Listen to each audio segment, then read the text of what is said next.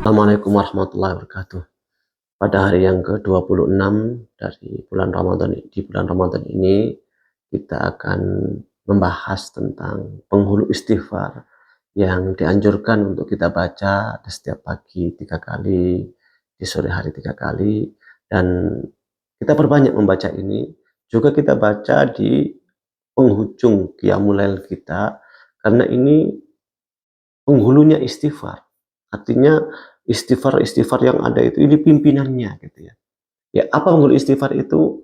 Allahumma anta rabbi, la ilaha illa anta, khalaqtani wa ana abduk, wa ana ala ahdika wa wa'dika mastata'tu. A'udzubika min syarri ma sana'tu. Abu'u laka bi ni'matika alayya wa abu'u bi dzambi. Faghfirli fa innahu la yaghfiru dzunuba illa anta. Pertama, kita mengakui Allah adalah Tuhan kita. Allahumma anta rabbi. Tidak ada Tuhan kecuali hanya Engkau ya Allah. Wa ana abduk. Aku ini hambamu ya Allah. Nah, pengakuan ini penting.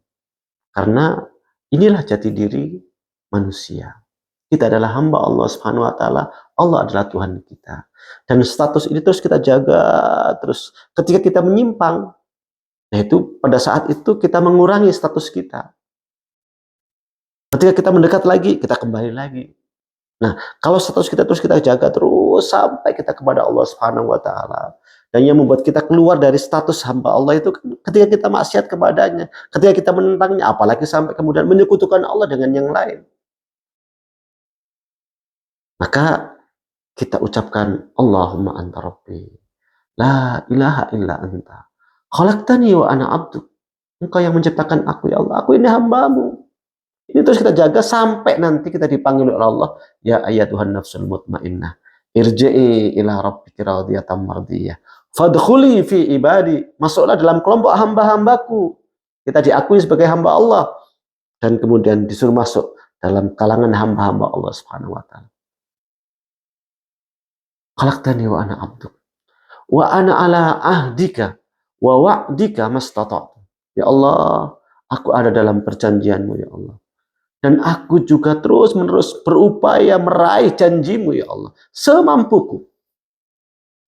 Perjanjian yang pertama kita dengan Allah Subhanahu wa taala pada saat ayahanda kita diciptakan oleh Allah Subhanahu wa taala, kemudian dikumpulkan seluruh anak cucunya sampai hari kiamat nanti itu di alam yang kita nggak tahu, yang sebagian ulama menyebutnya alam arwah.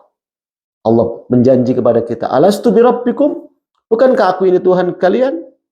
Qalu bala syahidna. Benar ya Allah, kami bersaksi bahwa Engkau adalah Tuhan kami. Ketika kita terlahir, diakikahi oleh orang tua kita, itu perjanjian yang kedua. Kemudian ketika kita bersyahadat asyhadu an la ilaha illallah wa asyhadu anna Muhammadar Rasulullah, itu perjanjian juga. Tatkala kita salat, iyyaka na'budu wa iyyaka nasta'in. Ya Allah, hanya kepadamu ya Allah aku menghamba, dan hanya kepadamu ya Allah kami mohon pertolongan. Itu juga janji. Dan janji-janji yang lain kita kepada Allah Subhanahu wa taala. Perjanjian kita dengan Allah itu luar biasa.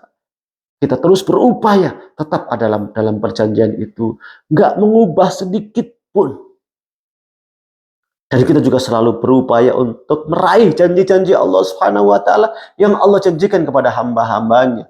Janji diberikan di dunia, dan itu sifatnya tentatif yang terserah kepada Allah Subhanahu wa taala. Janji nanti di akhirat, dan itu kepastian yang Allah berikan kepada kita, pasti Allah akan berikan kalau kita melakukan hal-hal yang diridhai oleh Allah Subhanahu wa taala. Kita terus berupaya untuk melakukan itu semua. Wa ana ala ahdika wa wa'dika mastata'tu, semampuku ya Allah, bukan semauku. Semampuku itu artinya kita menggunakan kemampuan kita seoptimal mungkin, itu namanya semampunya. Tapi kalau saya mau, ini lagi malas, ini enggak, itu semaunya. Kalau semaunya itu bukan ajaran Allah Subhanahu wa taala. Ajaran Allah itu semampu kita melaksanakan perjanjian-perjanjian dan meraih janji Allah Subhanahu wa taala.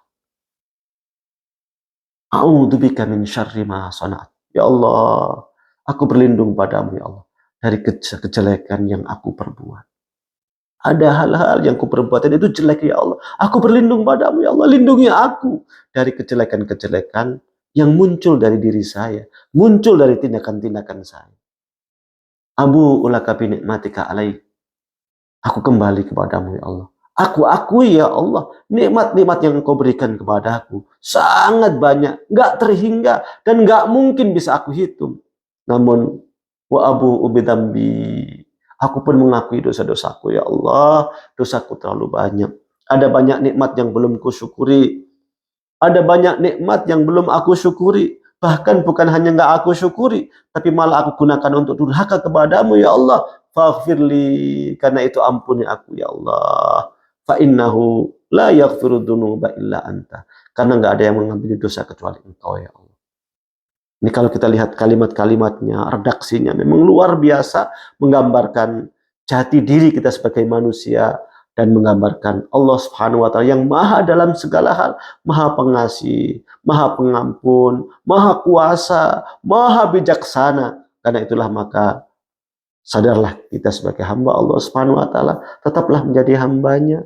Teruslah ada dalam perjanjian dengan Allah Subhanahu wa taala. Teruslah mengejar janji Allah Subhanahu wa taala semampu kita dan berlindunglah kepada Allah dari keburukan-keburukan tindakan kita. Akui nikmat-nikmat Allah.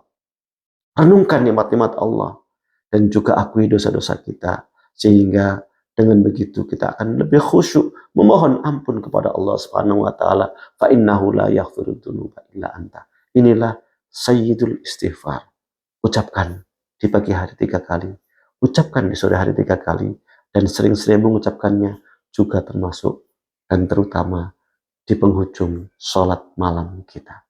Mudah-mudahan Allah ampuni dosa-dosa kita dan Allah tempatkan kita di tempat yang mulia di sisinya bersama hamba-hamba Allah yang lainnya. Aku qauli hada wa astaghfirullahi wa lakum innahu wal ghafurur rahim.